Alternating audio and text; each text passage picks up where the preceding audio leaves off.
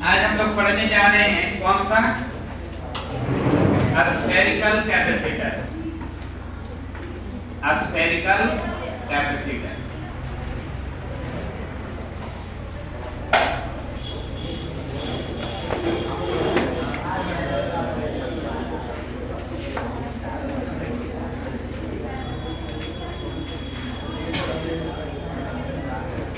ये क्या है? System of two concentric metallic sphere है which have equal and opposite charge।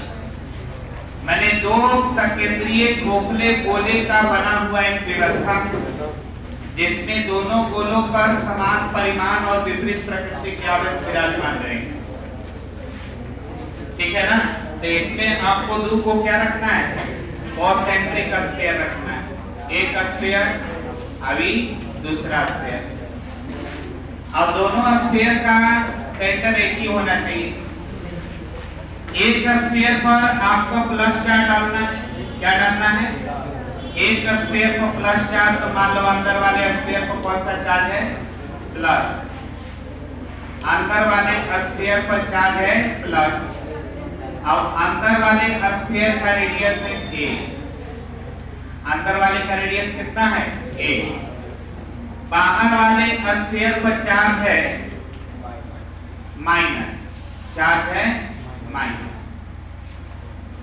अच्छा, माइनस चार्ज डेवलप कराया जाता है, अपने से भी हो सकता है। ठीक है ना?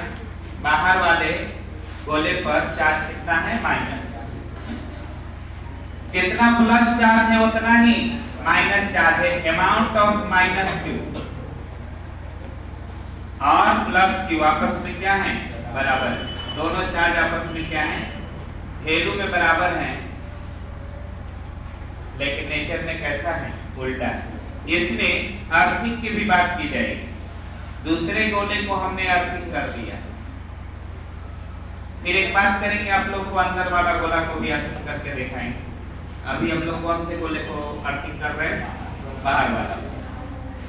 और जब भी प्रॉब्लम आपको आएगा तो बाहर वाला गोला को ही अर्थिंग करना है। एक स्पेशल कंडीशन होता है जिसमें अंदर वाले गोले को अर्थिंग करने का डबल फायदा हो जाता है। एक स्फीयर दो स्फीयर माने एक कैपेसिटर लगेगा कि दो को कैपेसिटर जैसा बिहेव कर रहा है। ठीक है ना? तो उसका भी एक रीजन समझेंगे, उस पर भी हम लोग अध्ययन करेंगे, लेकिन पहले हम लोग टू द पॉइंट पढ़ लेते हैं जो सिलेबस के लिए। यह व्यवस्था आपको बन गया कैपेसिटर। अच्छा, बाहर वाले गोले का रेडियस मान लो कि b है। बाहर वाले गोले का रेडियस कितना है? b। बड़ा वाला गोला का रेडियस b। बड़ा वाला गोला का रेडियस कितना मान लिया? b। छोटा वाला गोला का रेडियस कितना? a। बड़ा वाला का b। अच्छा, डिफाइन करना है, तो डिफाइन क्या करेंगे? a system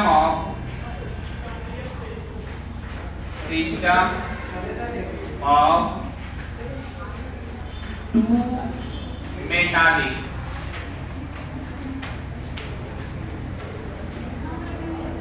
metallic hollow sphere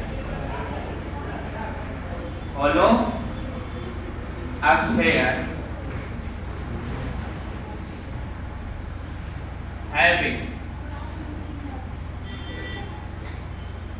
equal and opposite charge। equal and opposite charge। opposite charge। ये सिस्टम एक व्यवस्था, एक तंत्र है। इस तंत्र में क्या है? दो गो धातु का बना हुआ खोखला गोला होता है और दोनों गोलों पर समान परिमाण और विपरीत प्रकृति वाले आवेश मौजूद रहते हैं। तो आपको सवाल आ जाए स्फेरिकल कैपेसिटर को बनाने के लिए, तो आप स्फेरिकल कैपेसिटर लिख करके ये वाला लाइन जरूर लिख देना, ये उसका डेफिनेशन हो जाएगा। अभी इसके बाद आप लिखना होगा कंसीडर, इसका जो रेडियस आपने माना वो भी आप लैंग्वेज में मेंशन कर लेंगे। लैंग्वेज क्या होता है? तो चित्र की व्याख्या होती है। आप चित्र को देख करके लिखना सीखो, इसे रटना संभव नहीं।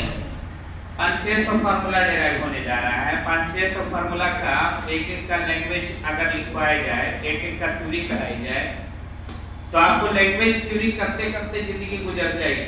लगता है कि उतना संभव है। हम लोग आइडिया सीख लें कि लैंग्वेज कैसे लिखा जाए तो ज्यादा परफेक्ट है। आइडिया जो होते हैं एक बार सीखने में टाइम लेता है, फिर इसके बाद एक टाइम बचा देता है। आइडिया इसलिए महत्वपूर्ण है। चलिए अब हम लोग इस पर काम करेंगे। तो यहां पर काम करेंगे here by definition of potential.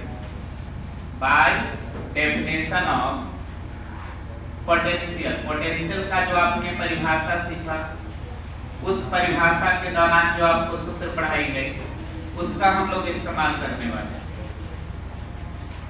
तो पोटेंशियल का परिभाषा तो आपको हमने पढ़ाया, E बराबर, ठीक है ना, KQ बटा में R। E बराबर KQ बटा में R। यहाँ जो V होगा प्लस के कारण भी होगा, और तो V बराबर हम दो विभव लिखेंगे, V ड्यू टू प्लस और जोड़ V ड्यू टू माइनस। और चूंकि विभव स्केलर राशि है, इसलिए इसमें जोड़ने के लिए हमें कोई एंगल वेंगल देखने की जरूरत नहीं। साधारण V1 निकालेंगे, V प्लस निकालेंगे, V माइनस निकालेंगे और जोड़ देंगे, तो पूरा दोनों के बीच में, इन दोनों के बीच में कितना वोल्टेज बना है, इस वोल्टेज को हम पता कर सकते हैं। तो वोल्टेज हमें निकालना है, प्लस के कारण निकालना है। तो प्लस चार्ज किस पर है? प्लस चार्ज कितना है बोलो? कैपिटल Q है, तो प्लस चार्ज हमने कैपिटल Q ले लिया। अच्छा, फिर प्लस चार्ज जिस गोले पर है उस गोले का रेडियस ले लो, KQ बटा रेडियस होता है ना। तो गोला किस पर है, चार्ज किस पर है? A रेडियस पर है ना, A ले लिया। अब किससे गुणा कर दिया? A से। अब फिर जोड़, अब चार्ज क्या ले लें? Minus Q। क्या ले लें चार्ज? Minus Q। और माइनस Q चार्ज किस पर है? हाँ, माइनस Q चार्ज जो है वो B रेडियस पर। कौन सा रेडियस पर है? तो B से भाग दे दिया, अब K से कर दिया गुना।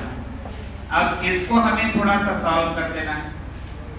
तो KQ और बटा में, देखो KQ को हम बाहर निकाल देंगे, तो यहाँ कितना बचा? 1 बटा A। अब यहाँ कितना बचा? माइनस 1 बटा B। माइनस बचेगा ना, क्योंकि माइनस प्लस गुना होके क्या हो जाएगा? माइनस। अब इसको आप नॉर्मली जैसे सॉल्व करते हो वैसे करो। KQ यहाँ बोलो, एलसीएम कितना हो जाएगा? AB। यहाँ घटेगा B माइनस A। बहुत स्मूथली काम कर रहे हैं। अच्छा, थोड़ा सा अब हम क्या करें, E बराबर K का मान हम पुट कर सकते हैं 1 बटा 4 पाई एप्सिलॉन। क्योंकि गोला में कुछ भरा नहीं, गोला में भर जाएगा तो एप्सिलॉन लिखेंगे, और गोला खाली रहेगा, हवा रहेगा, तो क्या लिखेंगे? Epsilon not. ये बात हम पहले चर्चा कर लिए। गोला हवा से भरा है तो एप्सिलॉन नॉट। इसको वायु संधारित्र भी कहेगा, एयर कैपेसिटर, यानी इसमें कुछ नहीं है, हवा है। क्या है? हवा। तो K का मान आपको रख देना है, ये तो पहले से ऊपर रहेगा 1 बटा में 4 पाई एप्सिलॉन नॉट। ये किसके जगह पर रख दिया? A के जगह पर। ऊपर वाला हिस्सा B माइनस A है, तो ऊपर वाले में गुना कर लेंगे कितना से? B माइनस A से। और नीचे में गुना कर देंगे किससे? AB से। ऐसे आपने इसको लिख दिया, E बराबर Q into B minus A बटा में 4 pi epsilon not B minus 4 pi epsilon not AB। इतना लिख दिया ना। अब हमें चाहिए C। क्या चाहिए? C। तो हम इस बात को मेंशन करेंगे। नाउ C बराबर, तो Q बटा V। देखो हमने जानबूझ करके बराबर के सामने बटा को लंबा खींच दिया। क्यों खींच दिया? क्योंकि जो V के रूप में आने वाला है वो बटा फॉर्म में, तो गड़बड़ाएंगे, इसलिए ऐसा काम करते हैं। जो ज्यादा डर के चलते हैं वही समझ के चलते हैं। V का मान रखो Q, बोलो B माइनस A, और नीचे बोलो 4 पाई एप्सिलॉन नॉट AB। अब बताइए Q से Q कि 4 पाई एप्सिलॉन नॉट ऊपर चला जाएगा, अब अंततः आपको C का मान कितना मिल जाएगा? तो C का मान मिल जाएगा 4 पाई एप्सिलॉन नॉट AB और बटा में B माइनस। क्या लगता है आपको सूत्र में कहीं भी चार्ज की चर्चा हो रहा है? धारिता में, धारिता जो आपने तैयार किया, इस धारिता में चार्ज आया नहीं आया? मैं पहले ही बता दिया था ना कि बोतल में पानी कितना अटेगा कि पानी तय करने वाला नहीं, कोई नहीं है पानी तय करने वाला, बोतल का आकार तय करेगा। तो कंडेंसर कितना चार्ज रखेगा वो चार्ज फैसला नहीं करेगा, उसका जो आकार है, कंडेंसर का जो आकार है, कैपेसिटर का जो आकार है वही फैसला करेगा। ठीक है ना? तो डिसाइडर कैपेसिटर जो होता है, कैपेसिटी जिसमें होती है वही डिसाइड करता है। हमारी कैपेसिटी नहीं, इस क्लास में 500 विद्यार्थी को बैठा ले, तो 500 आ भी जाएगा तो बैठा लेके थोड़ी ना, हमारे क्लास का आकार ना डिसाइड करेगा कि कितने विद्यार्थी को हम पढ़ाने के सक्षम हैं। तो वही बात हमारी दुनिया में हो रही है। कैपेसिटर का आकार बिल्कुल फैसला नहीं करता, कौन फैसला करके जाता है? सॉरी, कैपेसिटर पर चार्ज बिल्कुल फैसला नहीं करता, कैपेसिटर का आकार फैसला कर देता है। अब थोड़ा सा और पढ़ाइए, इस नॉलेज सीमा को आगे बढ़ाइए। क्या सिंगल कैपेसिटर, सिंगल गोला भी कैपेसिटर जैसा होगा? ये बात तो हम पहले भी देख ली कि यहाँ होगा, यहाँ से भी देख लेते हैं। सिंगल गोला होने के लिए जरा बताओ, ये जो आप बाहर वाला गोला देख रहे हो, इसका रेडियस इतना बड़ा देख रहे हो, इसका रेडियस हम इतना बड़ा खींच दें ये हमारे ये पैनल से भी बाहर निकल जाए, तो क्या ये पैनल भी इसका गोला दिखाई देगा? जब ये पैनल से हमने रेडियस बाहर बनाया, सोच लेना, अगर हमने रेडियस बाहर वाले गोले का रेडियस इतना बड़ा खींच दिया कि दिए हुए पैनल से भी बाहर निकल गया, तो अगर हम यहाँ से गोला बनाए भी तो पैनल पर दिखेगा? नहीं दिखेगा। जब पैनल से रेडियस बड़ा हो रहा है तो पैनल पर नहीं दिखाई दे रहा है। अगर हमारा रेडियस इनफाइनाइट पर चला जाए तो गोला पूरे ब्रह्मांड में नहीं दिखेगा। ये मान लेंगे कि ब्रह्मांड में है लेकिन दिखाई नहीं दे रहा। ये लॉजिक्स होते हैं जिसके माध्यम से विज्ञान धीरे धीरे आगे बढ़ती है। दूसरा गोला कौन कायम करती है?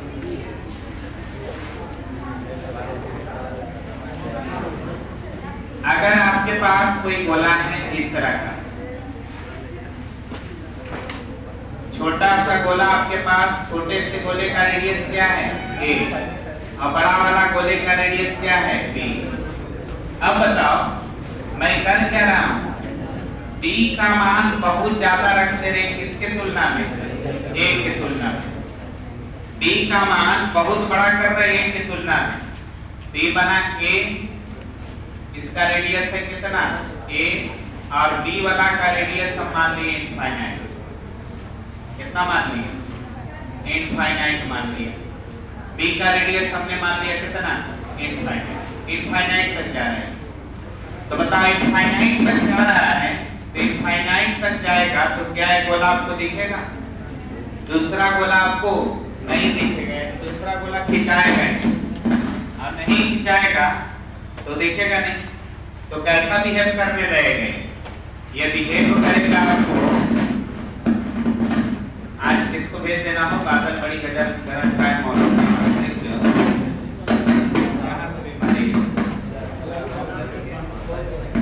पेट में दर्द है, पैर दर्द की दवाई। अब बार बार इसको खोद के देख रहे हैं कि सॉल्टिंग तो ठीक है भाई। अब यहाँ पर पता चल गया कि यहाँ पर इसका जबड़े हो रहे, तो बताओ क्या दिखेगा? एक सिंगल स्फीयर दिखेगा ना, एक सिंगल स्फीयर दिखेगा और सिंगल स्फीयर का रेडियस कितना दिखेगा? मैंने दूसरा गोला को आपने अनंत मान लिया तो केवल एक सिंगल गोला दिखाई देगा। अब इस गोला की हम धारिता निकालना चाहते हैं, तो हम जानते हैं C बराबर 4 पाई एप्सिलॉन नॉट AB और बटा में B माइनस A। और मैथ अनुमति देता है जोड़ और घटाव के टर्म में से छोटा टर्म को हटा देने के लिए। कहां से छोटा टर्म साइलेंट करना है? जोड़ या घटाव का कोई चिन्ह के साथ छोटा नंबर लगा है, उस छोटे चीज को हटा दो। गुना और भाग में से छोटा को मत हटाना, क्योंकि गुना और भाग पर छोटे का बहुत जोरदार प्रभाव पड़ता है, लेकिन जोड़ घटाव पर कोई विशेष प्रभाव नहीं पड़ता। तो यहाँ पर आपको जवाब देना होगा कि but b is greater than कौन? a। तो कौन भाग जाएगा? a। यहाँ से भागेगा, यहाँ से नहीं। यहाँ से इसलिए नहीं भागेगा कि यहाँ गुना के रूप में, a और b गुना के रूप में। अब यहाँ b में से घट रहा है, यानी जो चीजें घट रहा है a बहुत छोटा है, तो जोड़ और घटाव में से छोटे राशि को हटा देते हैं, गुना और भाग में से नहीं हटाते। तो a को यहाँ से हटा दिए, तो c बराबर कितना हो गया? 4 पाई एप्सिलॉन नॉट, ऊपर ab और नीचे b से b कैंसिल, तो c बराबर कितना? 4 पाई एप्सिलॉन नॉट अब इनटू a, यानी एक सिंगल गोले का कैपेसिटेंस इतना ही लिखोगे जितना पहली बार लिख करके आपको दिखाए थे ना। इस सिंगल गोले का अगर आपको कैपेसिटेंस लिखना हो तो क्या लिखें? 4 पाई एप्सिलॉन नॉट, अब इसका रेडियस पहले भी निकाल के दिखाए थे कितना ही आता है।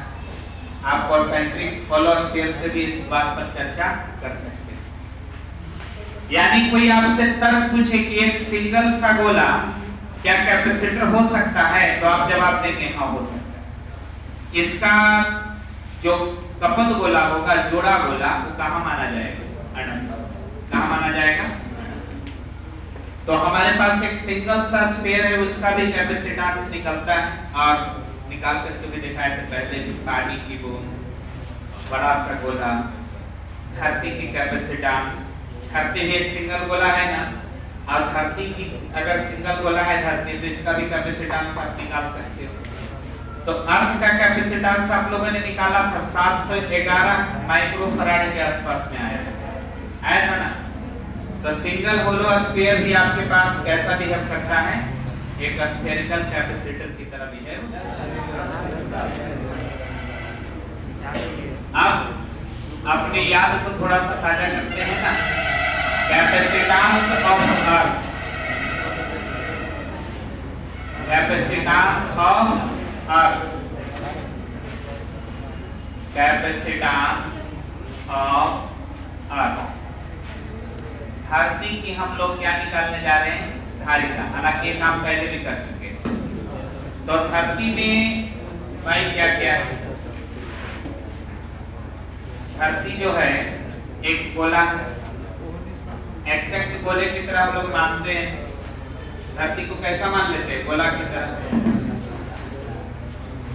अब इसमें पूरा ज्योग्राफी मत लगाया लगना, एक तरफ चपटा है दूसरी तरफ फैला है, ऐसा कुछ नहीं मानते, एवरेज मानकर चलते हैं।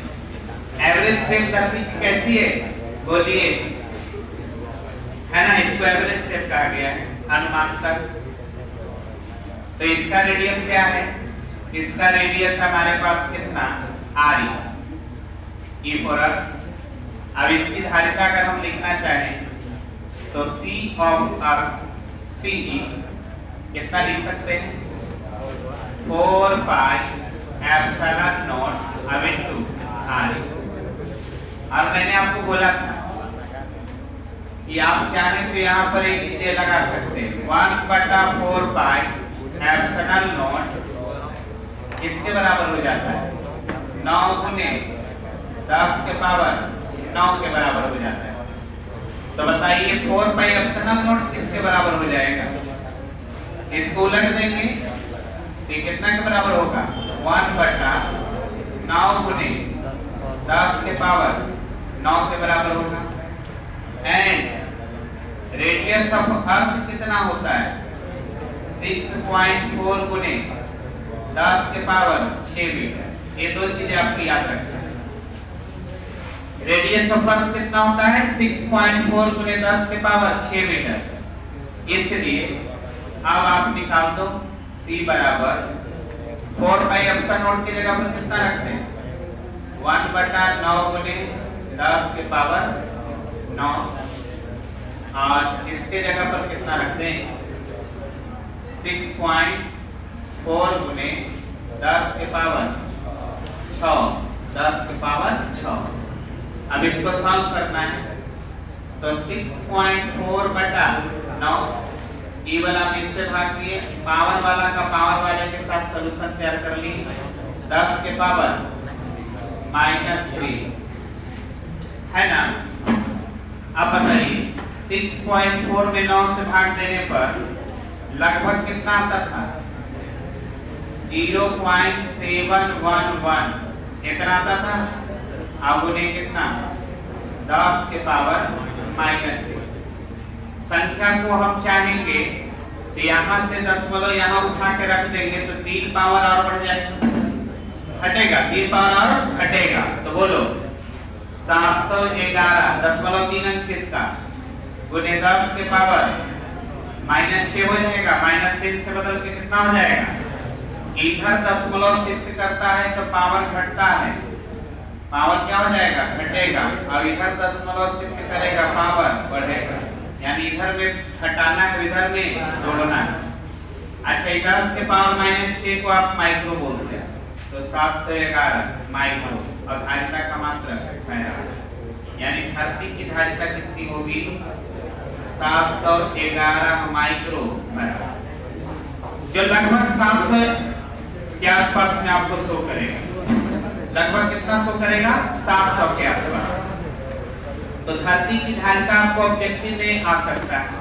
अगर 700 भी ऑप्शन में मिले तो आप 700 को मार देना। मान लो कि 700 ऑप्शन में आया और 711 के आसपास में नहीं कोई आया, केवल देखो 700 है जो 711 के आसपास में, तो आप ऑप्शन में किसको मार देंगे? 700, 700, 800, 900, 1200 ऐसा ऑप्शन आ गया तो 700 को मार सकते हैं आप लोग।